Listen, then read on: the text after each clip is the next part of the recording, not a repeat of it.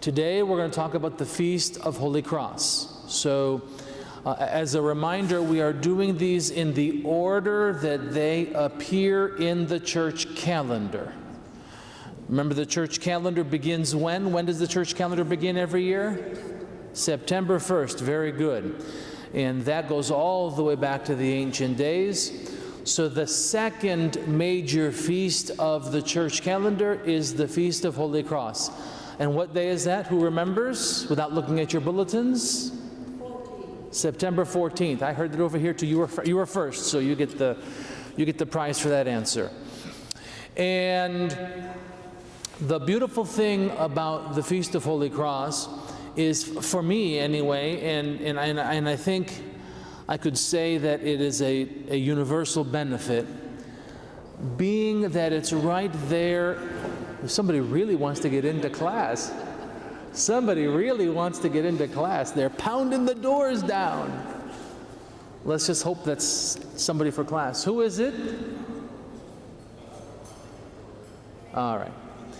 So for me, I think the special blessing and the special benefit of having the Feast of Holy Cross is it's like a banner at the beginning of the year.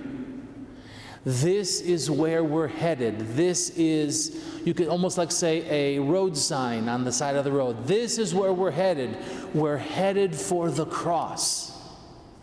Now, on the surface, it would be like, why in the world would the church focus on the cross? And that is because the cross does not represent death for us, but the cross represents life. The readings for the Feast of Holy Cross are the readings for Holy Thursday. So actually, as we are in church on September 14th, we are reading the gospel story of the crucifixion of Christ. And so it's bringing our attention to what's coming. We're focusing on why we're doing what we're doing.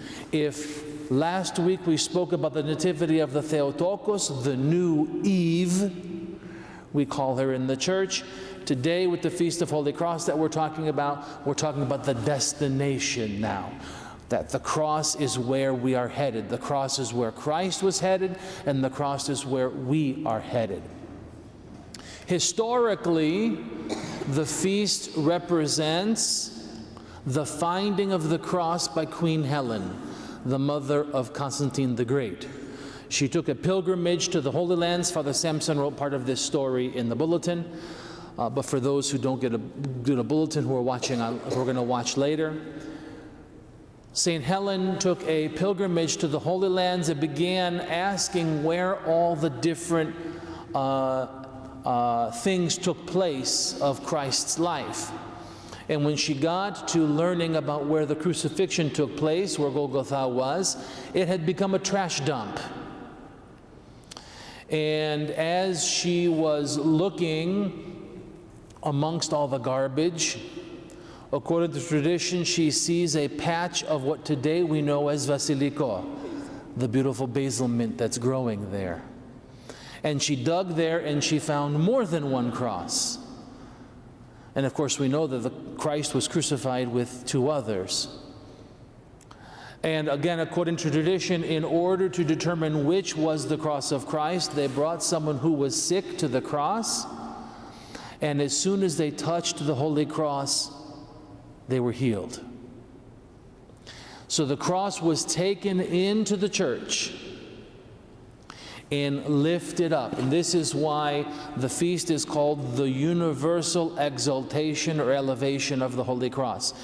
And just as it was done in that day, it's done now. We take the cross surrounded by basil, and it's on a tray, and we process it around the entire church.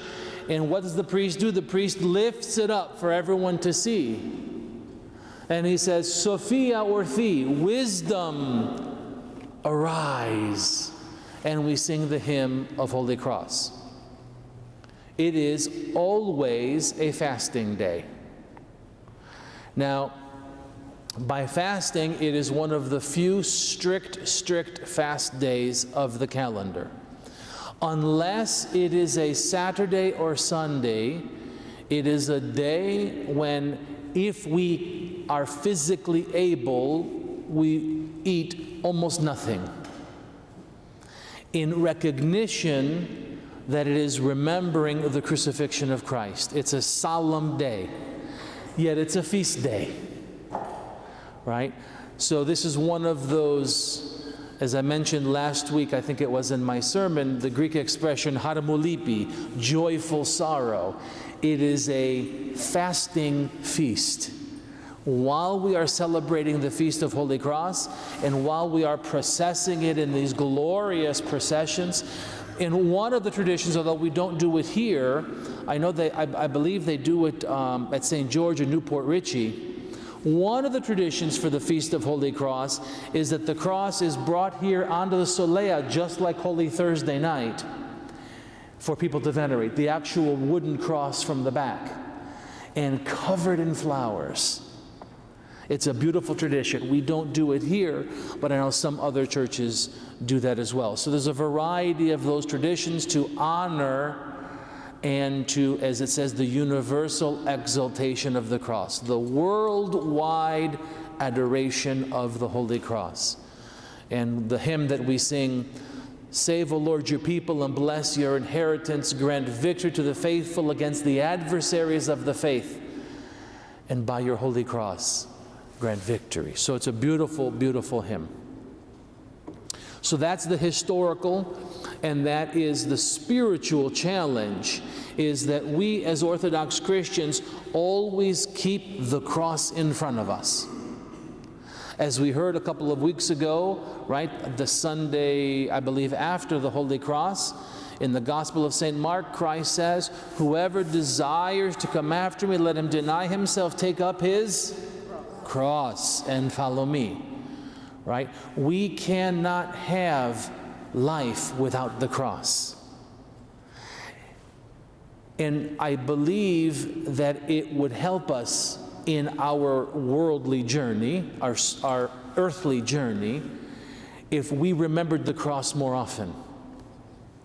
Because the tendency, and I get it, we don't like to struggle as human beings. We like the niceties of life. We like the comforts of life. We don't like sickness and things like that.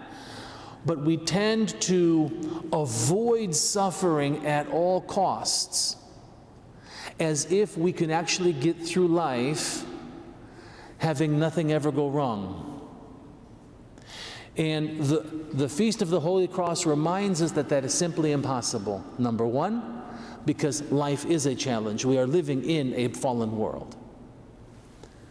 The last thing I want to say about the Feast of the Holy Cross, linked to Christ's crucifixion, is something about what we teach about the crucifixion of Christ. Because remember, on the Feast of Holy Cross, we are remembering Holy Thursday.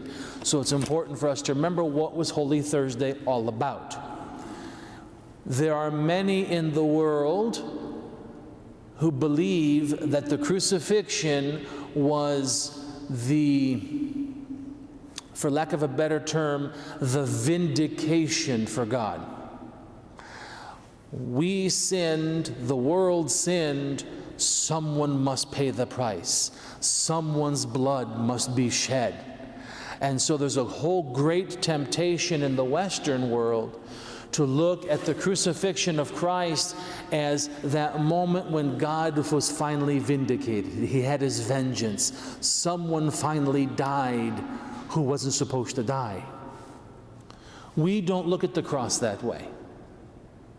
In a very famous book by St. Athanasius the Great called On the Incarnation of Christ, he talks about the crucifixion, and he reminds us that Christ did not have to die in order to save us. He had to die if he was going to be human. And he wanted to take on all of our humanity. But because, as St. Paul reminds us, death is the wages of sin, and Christ never sinned, He would never have died. And so he had to be killed in order for his body to die. St. Athanasius talks about this in the 300s. He even says, now I'm going to paraphrase here for the sake of what we're talking about now. He even says that Christ could have gone behind a rock, was hit over the head, died, and came back to life, and we'd be all saved. The cross was not necessary. However, in order to be believed, Christ chose the most public death in the most public place on the most public day, the highest of holy days, in the greatest of cities, and everyone was there to see him die. And so that when he died and was buried, everyone believed that he was dead, including his own disciples. Athanasius says that if he had gone behind the rock, no one would have believed it. You were just back there for 3 minutes. Now I'm using our language now, right? You expect us to believe that you died and came back to life? So when we get to the Feast of the Holy Cross, it's important for us to remember that. The death of Christ on the cross was not the mandatory sacrifice from the Old Testament. There is nothing that we can do to buy God's grace. And that includes sacrifices, crucifixions, and what have you. So it's important for us to remember that when we are discussing the Holy Cross. Okay, just a few things I wanted to share with you about the Feast of the Holy Cross. Any questions about the cross or crucifixion or anything like that? Yes? There are some writers that refer to Christ as the sacrificial lamb. Yes, okay, so let's take that another step further. So Christ, and Paul himself calls Christ the sacrificial lamb. He calls Christ the new Passover. So what does all that mean? First, we have to remember, and if you go back to the Old Testament, there were many different types of sacrifices that were part of the Old Testament tradition, the law. Let's take the Day of Atonement, the sacrificial lamb, because that's what we're talking about with Christ. It's very important for us to know that the sacrifice of the lamb is not what granted forgiveness of sins. If you read carefully in the Old Testament, it says that they had been forgiven. The sacrifice of the lamb was a symbol of the victory, of the forgiveness. But it wasn't the act of the sacrifice that convinced God to do the forgiving. The sacrifice was actually after the fact. Okay? And it's a very particular thing because Christ follows the exact same model as he comes into the New Testament. He had already forgiven us. He had already become one of us. And so the death is the final element of his humanity, but he can't be held captive because he is sinless. So that's the language of sacrifice that is real. So Christ is the new sacrificial lamb, meaning now that we have been forgiven, now that we have been united to God by him becoming one of us, he takes our humanity now and unites humanity to himself. The sacrifice on the cross was a symbol of that victory, not the causing agent of that victory. Does that make sense? And that's a big confusion in the Old Testament, because even, for example, you see, many different required sacrifices in the Old Testament, newborn children and this and that and what have you.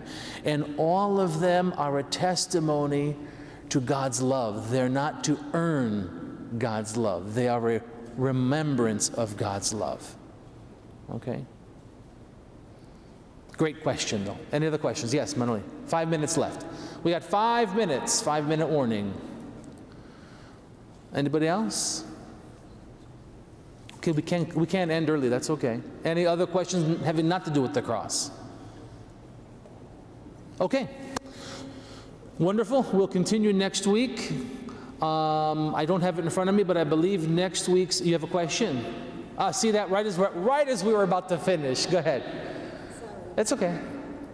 Well, I had a friend that would take communion in the morning, and then she went to another church in the evening, and they offered it again, and she took it again, and that priest said, no, you can't do that. Okay, so the question about taking communion more than once in one day. It is true, we are not supposed to receive communion more than once a day. That's why, for example, now that we have 2 liturgies here, Father Samson celebrated liturgy for the first liturgy, and I did not receive communion. And I'm going to celebrate the second liturgy when I will receive communion.